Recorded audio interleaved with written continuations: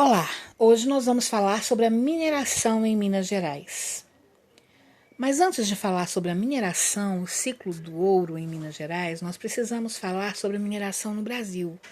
E para falar sobre a mineração no Brasil, nós precisamos falar dos ciclos econômicos que o Brasil viveu logo no começo do seu descobrimento. Em 1500, o Brasil foi descoberto por Portugal e passou por 30 anos de praticamente abandono. Mas a partir do momento em que outros europeus, como holandeses e franceses, passaram a desejar as terras brasileiras, os portugueses se viram obrigados a colonizar direito essa terra.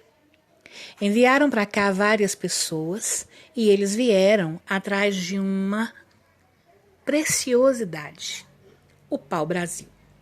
O pau-brasil era nativo no Brasil, principalmente na Mata Atlântica. Tinha uma madeira vermelha, tem ainda, mas ele está em processo de extinção. E era muito apreciado na Europa para tingir tecidos. Nessa época, os portugueses não tinham uma grande mão de obra, então eles utilizavam os índios. Trocavam, faziam escambo com eles por produtos que os índios nunca tinham visto, como armas de metais, como facas, espelhos e bijuterias. O índio era chamado de o negro da terra e trabalhava na terra, mas não ficava muito satisfeito. Então, eles começaram a trazer pessoas escravizadas da África. Na África, havia um clima muito parecido com o do Brasil. E quando o comércio do pau-brasil começou a fracassar porque o Brasil foi vítima de biopirataria, ou seja, levaram sementes do pau-brasil para a África, que tinha um clima muito parecido com o clima brasileiro, e começaram a plantar por lá.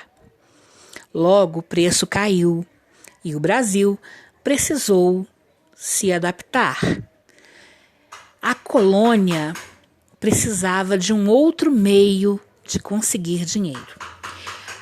Trouxeram para o Nordeste os escravos, que vinham em navios que se chamavam negreiros ou tumbeiros, porque os homens e mulheres vinham amontoados, em situação precária, não viam a luz e não se alimentavam direito. Nessa época, entraram no Brasil muitos negros trazidos para o trabalho e eram vendidos, humilhados em praça pública, onde se observava seus dentes para saber a idade que eles tinham. Eram forçados a trabalhar com a cana-de-açúcar. Um trabalho muito pesado, diário, que levava, muitas vezes, a uma sobrevida aqui de apenas 6 anos, devido a maus tratos e a pouca alimentação e descanso. Com o passar do tempo, a cana-de-açúcar também não era mais tão importante para a economia da colônia. O que aconteceu foi que o açúcar ele só podia ser beneficiado na Holanda, que era o único país que conseguia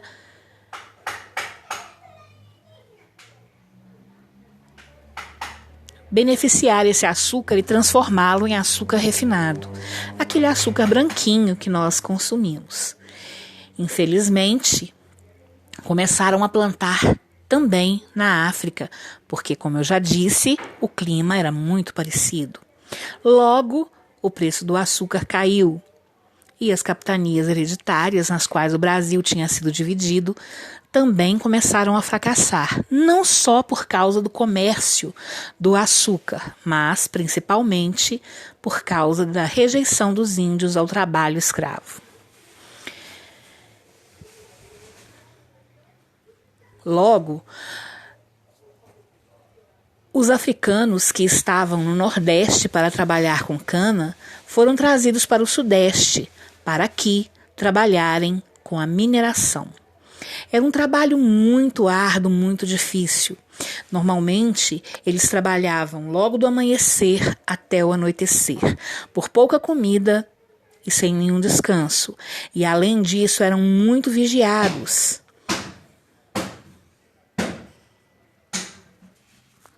Afinal de contas, eles estavam minerando e a mineração era extremamente importante. Graças a essa mineração, a província de São Paulo e Minas passou a ser conhecida apenas por província de São Paulo e província de Minas Gerais, porque foram divididas. A cidade mais importante era, sem dúvida nenhuma, Ouro Preto. Ouro Preto foi capital de Minas Gerais. Lá se arrecadava muito ouro e esse ouro era extremamente importante, tanto assim que 20% dele era cobrado como imposto para a metrópole.